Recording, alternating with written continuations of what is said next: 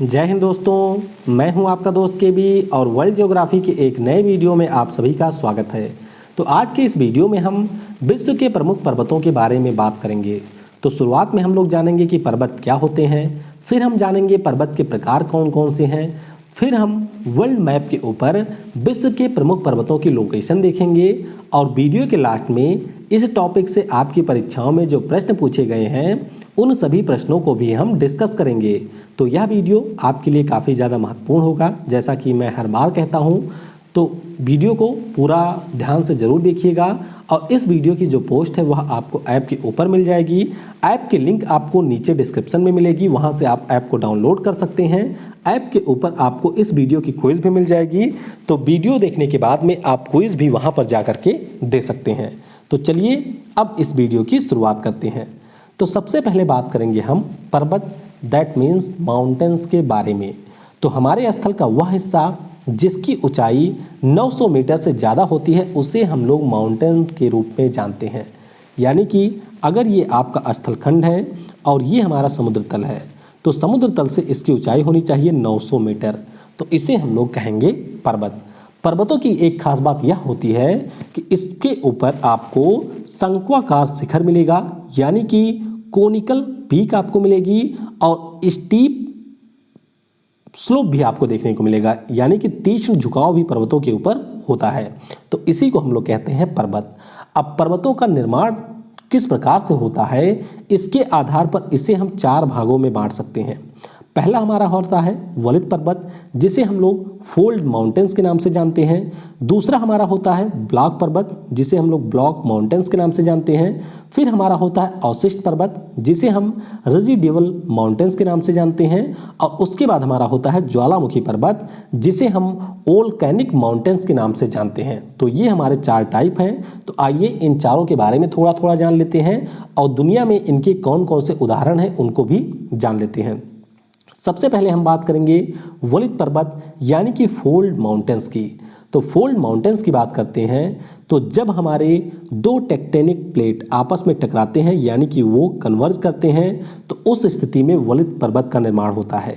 अब tectonic plate क्या होता है, तो ये एक प्रकार के हमारे बड़े बड़े स्थलखंडी होते हैं जो हमारी पृथ्वी के ऊपर इस समय तैर रहे होते हैं, और जब ये आपस में कोलाइड करते हैं तो इसके माध्यम से इनके कोलिजन से यहाँ पर एक प्रकार का जो स्थान है यानी कि जो स्थल होता है वह ऊपर उठ जाता है और इसी से निर्माण होता है वलित पर्वत का। तो ध्यान रखिएगा, टेक्टोनिक प्लेट की एक्टिविटी से ये हमारे जो पर्वत हैं उनका निर्माण होता है।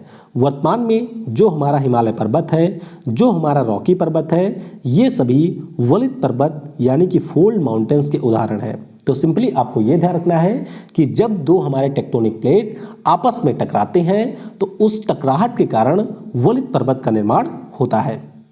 फिर बात करेंगे ब्लॉक पर्वत यानी कि ब्लॉक माउंटेन्स की।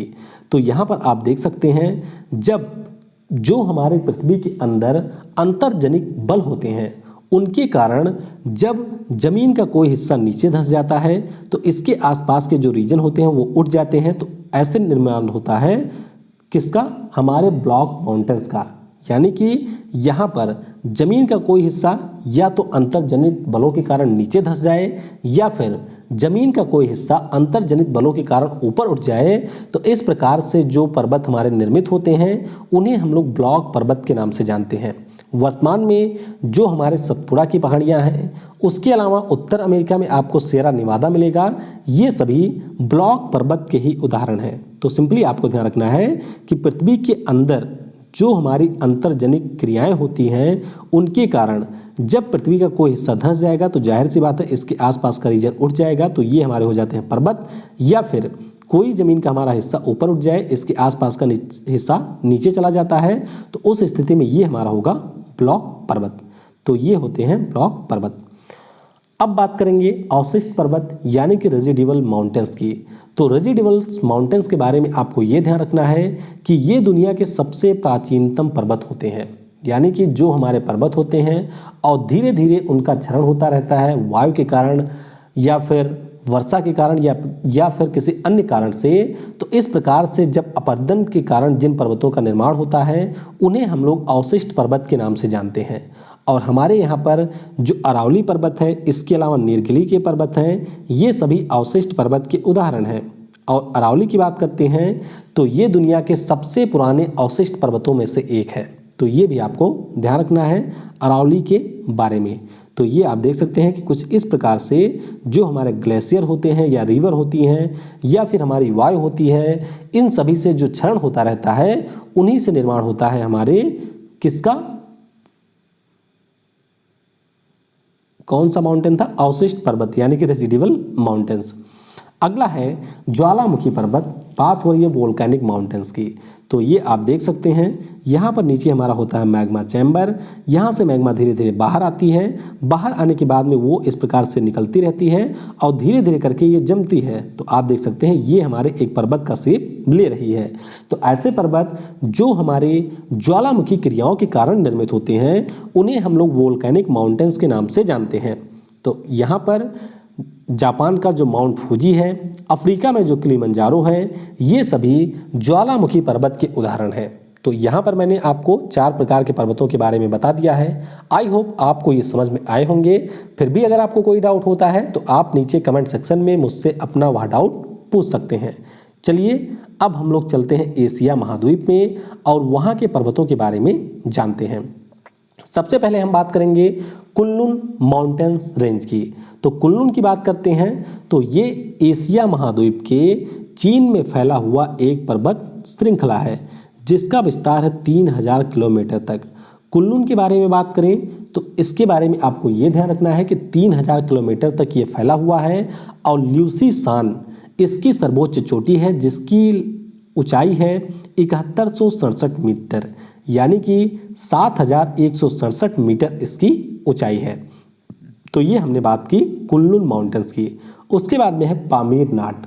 तो पामीर नाट के बारे में आपको ये ध्यान रखना है कि जो हमारी महत्वपूर्ण पर्वत श्रेणियां हैं जहां पर आकर के ये मिलती हैं वहीं पर आपको मिलेगा पामीर नाट या फिर पामीर पर्वत श्रेणी। तो Himalaya, Tian Shan, Karakoram, Kunlun, Hindu Kush, हिंदुराज पर्वत श्रेणियाँ जहाँ पर आपस में आकर के मिलती हैं उसी के जंक्शन पर आपको मिलेगा पामीर नाट। और पामीर नाट के बारे में आपको ये ध्यान रखना है कि कोंगुर ताग इसकी सर्वोच्च चोटी है। उसके बाद में अगला हमारा है अल्ताई पर्वत। अल्ताई पर्वत के बारे में बात करें तो रूस, चीन, मंगोलिया और कजाकिस्तान देशों में ये विस्तृत है। अब बात करेंगे हम हिंदुकुश पर्वत की। हिंदुकुश पर्वत की बात करें तो इसकी लंबाई है 800 किलोमीटर और ये पाकिस्तान, अफगानिस्तान और ताजिकिस्तान में विस्तृत है। हिंदुकुश की सर्वोच्च चोटी है त्रिच मीर जिसकी ऊंचाई है 7708 मीटर। तो ये आप थोड़ा सा ध्यान रखिएगा। मुख्य रूप से आपको ये ध्यान रखना है कि कौन सा पर्वत किस देश में स्थित है और जो हमारे प्रमुख पर्वत हैं जिनसे आपकी परीक्षाओं में सर्वोच्च चोटियों के बारे में पूछा जाएगा उनके बारे में भी मैं आपको एक्स्ट्रा बता दिया करूंगा। तो हिंदुकुश के बारे में आपको ध्यान रखना है कि त्रिच मीर इसकी सर्वोच्च चोटी है। फिर आता है हमारा टोरस पर्वत जो कि आपको टर्की देश के अंदर मिलेगा और एक हमारा है जाग्रोस पर्वत। जाग्रोस पर्वत ये भी दुनिया के बड़े पर्वत श्रेणियों में से एक है। इसकी लंबाई है 1600 किलोमीटर और ये ईरान, इराक और टर्की देशों में विस्तृत है। ईरान, इराक और टर्की में विस्तृत है। तो आइए अब इन सभी पर्वतों को हम लोग मैप के माध्यम से देखते हैं। तो ये है हमारा एशिया महाद्वीप और एशिया में आपको सबसे पहले मिलेगा कुनलुन पर्वत। और कुनलुन के बारे में मैंने आपको बताया कि यह चीन देश में स्थित है। कुनलुन के ही आप थोड़ा सा पश्चिम में जाएंगे तो यहाँ पर आपको मिल जाएगी पामीर श्रेणी जिसे हम लोग पामीर नाट के नाम से जानते हैं और ये ताजिकिस्तान, किर्गिस्तान, कुछ हिस्सा इसका चीन में भी आता है और अफगानिस्तान देशों में विस्तृत है। उसके बाद में अगला हमारा है हिंदुकुश पर्वत। तो हिंदुकुश के बारे में मैंने आपको बता ही दिया कि ये पाकिस्तान में है, अफगानिस्तान में है, कुछ हिस्सा इसका ताजिकिस्तान में आता है और कुछ हिस्सा आप कह सकते हैं चीन में भी आता है। तो इस प्रकार से 4 देशों में हिंदुकुश विस्तृत है। अब आप चलेंगे थोड़ा सा उत्तर में तो यहाँ पर आपको मिल जाएगी अल्ताई पर्वत। अल्ताई 4 देशों में विस्तृत है। 4 देश कौन कौन से हैं? रूस है, उसके बाद में यहीं पर आपको चीन मिल जाएगा, मंगोलिया में भी कुछ हिस्सा इसका चला जाता है और फिर कजाकिस्तान में। तो एक लंबी पर्वत श्रृंखला है अल्ताई पर्वत श्रृंखला। उसके बाद में अगला हमारा है टोरस पर्वत। तो टोरस पर्वत ये आपको मिलेगा टर्की देश में और फिर हम लोग बात करेंगे जाग्रोस पर्वत की। तो जाग्रोस के बारे में मैंने आपको बता ही दिया कि ये 3 देशों में विस्तृत है। यहाँ से ईरान, फिर आता है इराक और उसके बाद में आता है टर्की। तो इस प्रकार से जो जाग्रोस पर्वत है वह इन 3 देशों में विस्तृत है। तो यहाँ पर एशिया के जो प्रमुख पर्वत श्रेणियाँ हैं उनके बारे में हम लोगों ने जान लिया। अब चलते हैं यूरोप में। यूरोप में सबसे महत्वपूर्ण है आल्प्स पर्वत श्रृंखला। आल्प्स पर्वत श्रृंखला की बात करें तो ये कुल मिलाकर के 1200 किलोमीटर विस्तृत पर्वत श्रृंखला है। यूरोप के 8 देशों में ये विस्तृत है। 8 देश कौन कौन से हैं? फ्रांस है, स्विट्जरलैंड है, मोनाको है, इटली है, लिechtenstein है, ऑस्ट्रिया है, जर्मनी है और है स्लोवेनिया। तो आपको ध्यान रखना है आल्प्स पर्वत श्रृंखला इन 8 देशों में विस्तृत है। इसकी लंबाई है 1200 किलोमीटर। इसकी सर्वोच्च चोटी कौन सी है? तो माउंट ब्लैंक इसकी सर्वोच्च चोटी है जिसकी ऊंचाई है 4808 मीटर। फिर हम बात करेंगे पिरेनीज पर्वत की। तो पिरेनीज पर्वत के बारे में आपको ये ध्यान रखना है कि यह जो पर्वत श्रृंखला है वह फ्रांस और स्पेन के बीच में सीमा बनाती है। फिर हम बात करेंगे आगे ब्लैक पर्वत की। तो ब्लैक पर्वत के बारे में आपको ये ध्यान रखना है कि ये जर्मनी में स्थित है। ब्लैक नहीं होगा, ये है हमारा ब्लैक फॉरेस्ट पर्वत। ब्लैक पर्वत अगर पूछा जाए तो ये हमारा है यूएसए में, लेकिन अगर ब्लैक के बीच में फॉरेस्ट लगा दिया जाएगा तो ये आपको मिल जाएगा जर्मनी में। तो आइए अब इनकी लोकेशन देखते हैं। तो ये है हमारा प्यारा यूरोप महाद्वीप। सबसे पहले आप देखेंगे ऊपर तो यहाँ पर आपको मिलेगा स्कैंडिनेविया पर्वत श्रृंखला। तो जो हमारे यहाँ पर देश हैं उनमें आपको स्कैंडिनेविया पर्वत श्रृंखला का विस्तार देखने को मिलेगा, जैसे कि नॉर्वे हो गया या फिर हो गया स्वीडन। उसके बाद में जर्मनी में चलेंगे तो यहाँ पर आपको मिलेगा ब्लैक पर्वत। ब्लैक पर्वत नहीं, ब्लैक फॉरेस्ट पर्वत, ध्यान रखिएगा, ब्लैक फॉरेस्ट पर्वत ये हमारा है जर्मनी में। उसके बाद में ये यूरोप की सबसे महत्वपूर्ण पर्वत श्रृंखला है जिसका नाम है आल्प्स पर्वत। आल्प्स के बारे में आपको ये ध्यान रखना है कि विस्तार इसका मुख्य रूप से 4 देशों में है, हालांकि इसी का हिस्सा बाकी अन्य 4 देशों में भी आता है।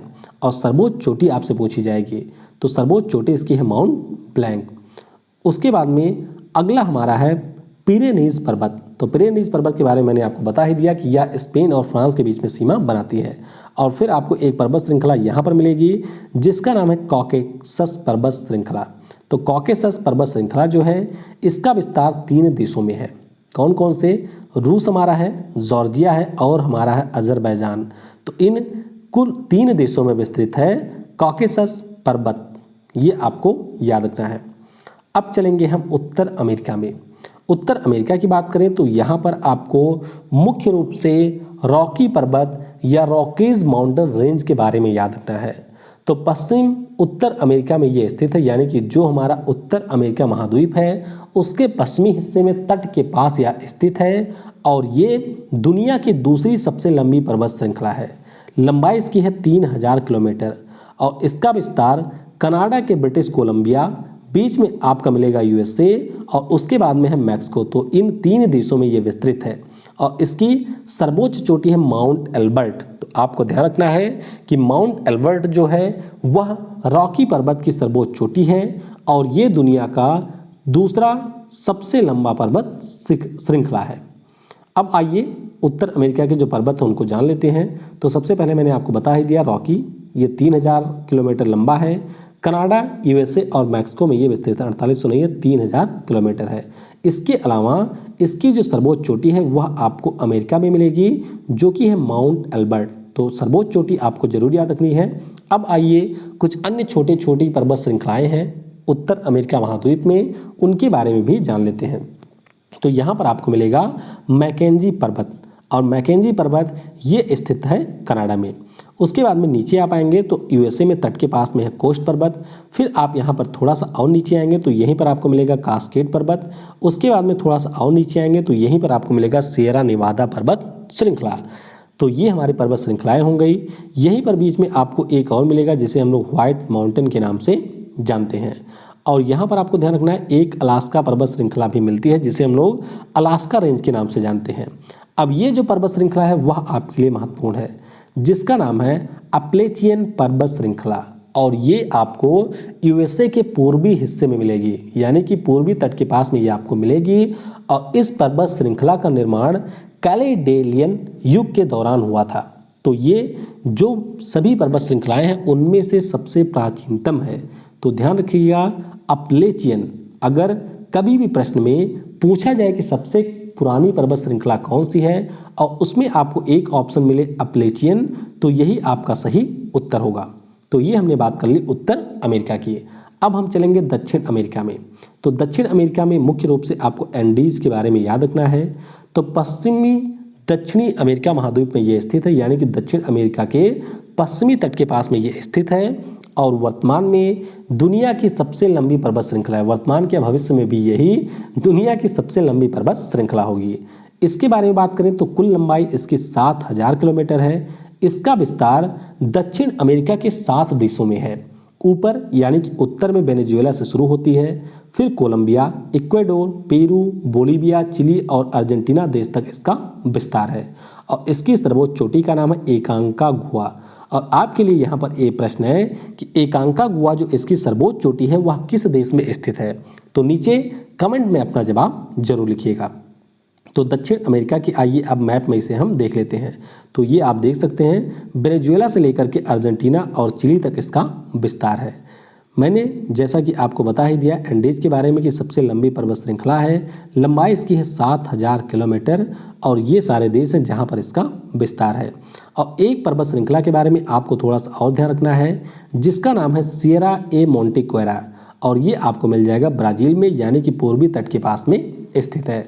तो ये जो हमारे इन 4 महाद्वीपों के सबसे महत्वपूर्ण पर्वत श्रृंखलाएं थी उनके बारे में बात की। अब हम लोग चलेंगे ऑस्ट्रेलिया में।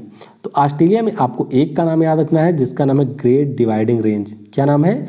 ग्रेट डिवाइडिंग रेंज पर्वत श्रृंखला, और ये आपको ऑस्ट्रेलिया के पूर्वी तट पर मिलेगी। उसके बाद में नीचे एक देश है न्यूजीलैंड। न्यूजीलैंड में आपको मिलेगी दक्षिणी आल्प्स पर्वत श्रृंखला। मैंने आपको पहले ही बताया था कि जो आल्प्स पर्वत श्रृंखला है वह आपको मिलेगी यूरोप में, लेकिन अगर परीक्षा में दक्षिणी आल्प्स के बारे में पूछ लिया जाए तो ये जो पर्वत श्रृंखला है वह आपको कहाँ पर मिलेगी? तो दक्षिणी आल्प्स आपको मिल जाएगी न्यूजीलैंड में। तो दोनों में आपको बिल्कुल कंफ्यूजन नहीं होना चाहिए। ऑस्ट्रेलिया के बाद में अब हम चलेंगे अफ्रीका महाद्वीप में। तो अफ्रीका महाद्वीप से मुख्य रूप से 2 पर्वत श्रृंखलाओं के बारे में आपको ध्यान रखना है। एक तो यहाँ पर ऊपर मिलेगी और इसका नाम है एटलस पर्वत। एटलस जो पर्वत है ये मोरक्को, अल्जीरिया और ट्यूनीसिया देशों में विस्तृत है। यहीं पर आपको मिलेंगे मोरक्को, अल्जीरिया और ट्यूनीसिया देश। तो यहीं पर आपको मिलेगी एटलस पर्वत श्रृंखला। उसके बाद में एक हमारा है ड्राकेंसबर्ग पर्वत श्रृंखला और ये आपको मिल जाएगी दक्षिण अफ्रीका देश में। तो यहाँ पर अफ्रीका से आपको सिर्फ 2 पर्वत श्रृंखलाओं के बारे में याद रखना है। एक हमारी एटलस, दूसरी है ड्राकेंसबर्ग पर्वत श्रृंखला। अब हम लोग विश्व के जो सर्वोच्च चोटियां हैं महाद्वीपों के अनुसार उनके बारे में जानेंगे। जैसा कि मैंने आपको कुछ पर्वत चोटियों के बारे में बताया, लेकिन परीक्षा में कई बार क्या होता है कि किस महाद्वीप की सर्वोच्च चोटी कौन सी है, इससे संबंधित आपसे प्रश्न पूछा जाता है। तो इसीलिए हम यहाँ पर सभी जो हमारे महाद्वीप हैं उनकी सर्वोच्च चोटियों के बारे में बात करेंगे और वह किस देश में स्थित है ये भी जानेंगे। तो शुरुआत करते हैं उत्तर अमेरिका से। उत्तर अमेरिका में मैंने आपको बताया था रॉकी के सर्वोच्च चोटी के बारे में, माउंट ब्लैंक के बारे में, माउंट ब्लैंक नहीं, माउंट एल्बर्ट था। तो वो आपको मिलेगा रॉकीज़ पे, यानी कि वो रॉकीज़ की सर्वोच्च चोटी थी। लेकिन उत्तर अमेरिका की सर्वोच्च चोटी है माउंट मैकिनली, जो कि आपको अलास्का रेंज में देखने को मिलेगी। उसके बाद में है दक्षिण अमेरिका।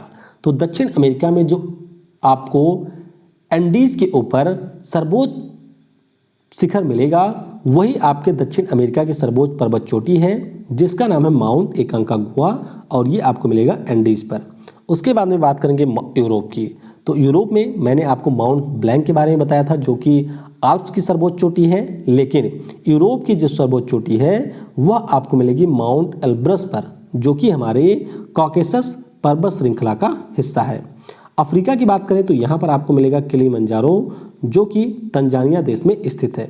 एशिया की बात करें तो यहाँ पर आपको माउंट एवरेस्ट मिलेगा जो कि हिमालय पर है, नेपाल में। और ऑस्ट्रेलिया में आपको ग्रेट डिवाइडिंग रेंज पर मिलेगा माउंट कोजिस्को। उसके बाद में है अंटार्कटिका। तो अंटार्कटिका के बारे में आपको ध्यान रखना है कि माउंट बिशप मैसिव यहाँ की सर्वोच्च पर्वत चोटी है।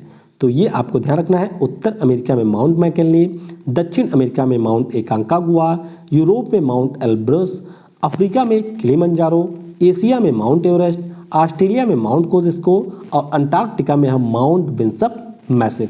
तो ये आपको यहाँ पर ध्यान रखना है। चलिए अब हम लोग शुरुआत करते हैं क्विज की, यानी कि जो हमारा कथा था उसको हमने यहाँ पर सुन लिया है।